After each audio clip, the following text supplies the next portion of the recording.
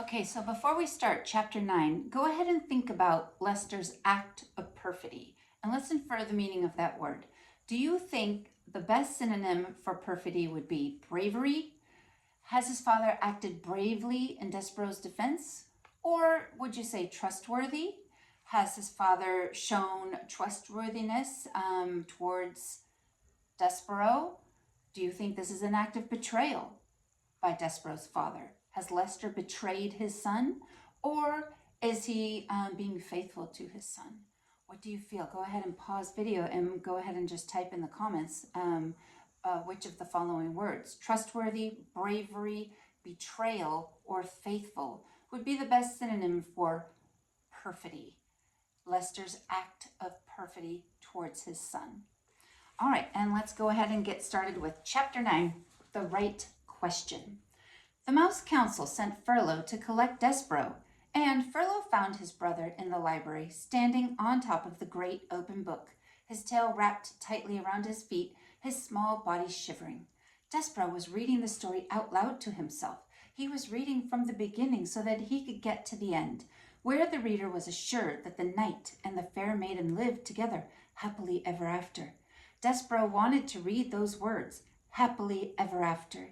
He needed to say them aloud. He needed some assurance that his feeling that he had for the Princess P, this love, would come to a good end. And so he was reading the story as if it were a spell, and the words of it, spoken aloud, could make magic happen.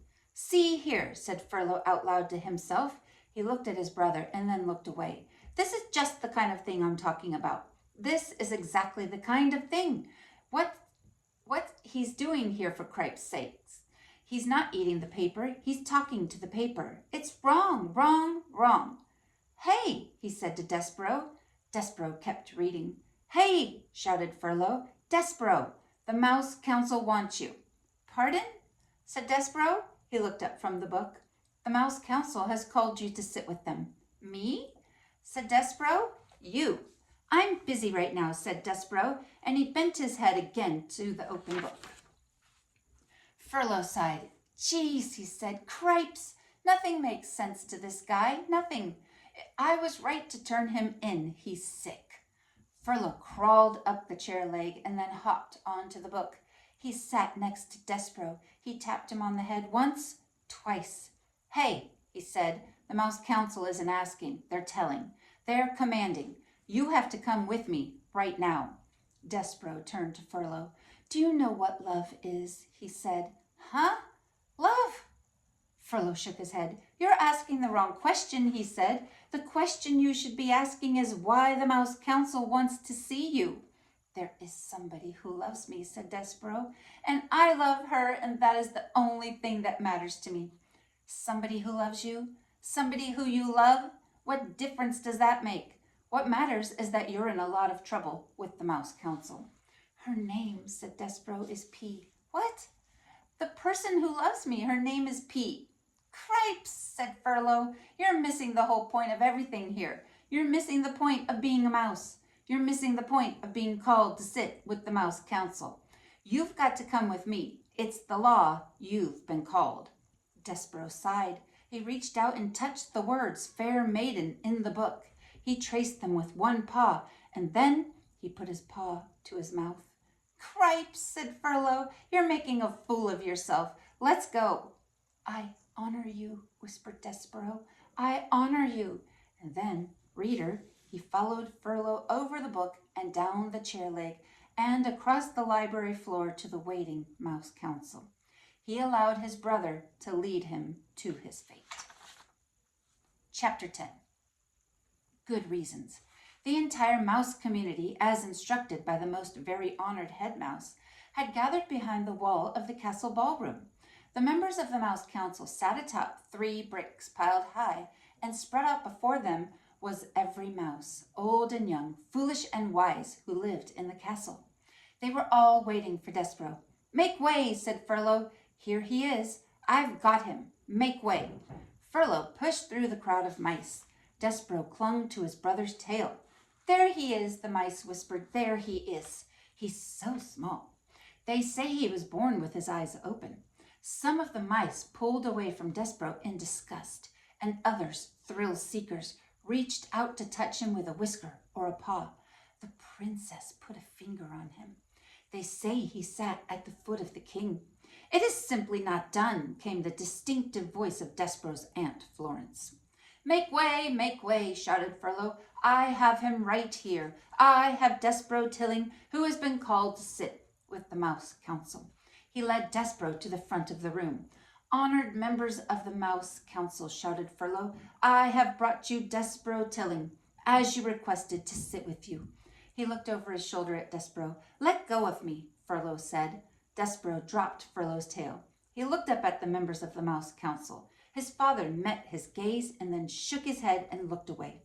Despereaux turned and faced the sea of mice. To the dungeon, a voice cried out. Straight to the dungeon with him.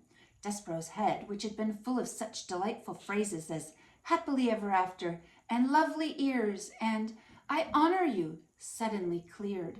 Straight to the dungeon, another voice shouted. Enough, said the most very honored head mouse. This trial will be conducted in an orderly fashion.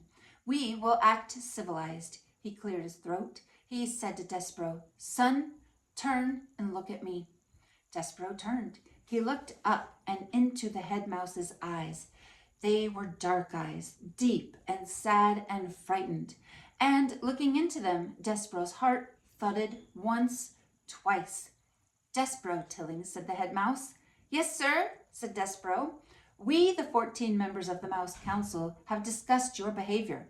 First, we will give you a chance to defend yourself against these rumors of your egregious acts. Did you or did you not sit at the foot of the human king?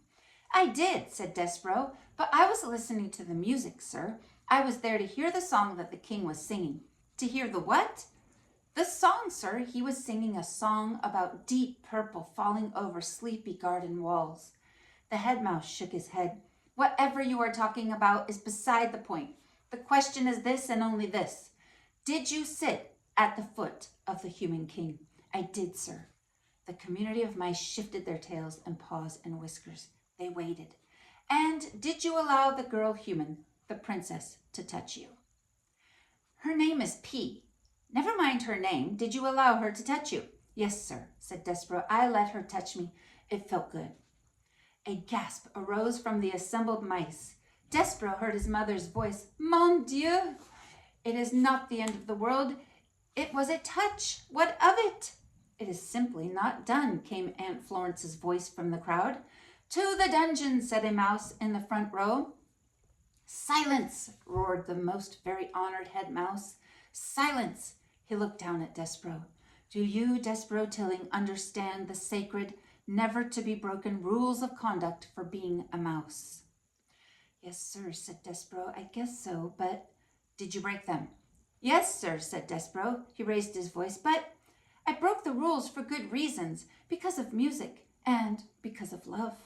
Love, said the head mouse. Oh, cripes, said Furlough. Here we go. I love her, sir, said Despereaux. We are not here to talk about love. This trial is not about love. This trial is about you being a mouse, shouted the most very honored head mouse from high atop the bricks, and not acting like one. Yes, sir, said Despereaux, I know. No, I don't think that you do know. And because you do not deny the charges, you must be punished. You are to be sent, as ancient castle mouse law decrees, to the dungeon. You are being sent to the rats. That's right, shouted a mouse in the crowd. That's the ticket. The dungeon. The rats. Despereaux's small heart sank all the way to the tip of his tail. There would be no light in the dungeon, no stained glass windows, no library and no books. There would be no Princess P. But first, said the most very honored head mouse, we will give you the chance to renounce your actions. We will allow you to go to the dungeon with a pure heart. Renounce? Repent? Say that you are sorry you sat at the foot of the human king. Say that you are sorry you allowed the human princess to touch you. Say that you regret these actions. Despereaux felt hot, and then cold, and then hot again. Renounce her? Renounce the princess? Mon Dieu, shouted his mother, son, do not act the fool. Renounce, repent. What say you, Despereaux Tilling? I say. No, whispered Despereaux. What? Said the head mouse. No, said Despereaux, and this time he did not whisper the word. I am not sorry. I will not renounce my actions. I love her. I love the princess. There was a bellow of collective outrage. The whole of the mouse community surged toward Despereaux. The mice seemed to become one angry body with hundreds of tails and thousands of whiskers and one huge, hungry mouth opening and closing, saying over and over and over again, to the dungeon, to the dungeon, to the dungeon. The words pounded through Despereaux's body with each beat of his heart. Very well, said the most very honored head mouse. Then you will die with a black heart. Threadmaster, he called, bring out the thread. Despereaux marveled at his own bravery. He admired his own defiance. And then, reader, he fainted.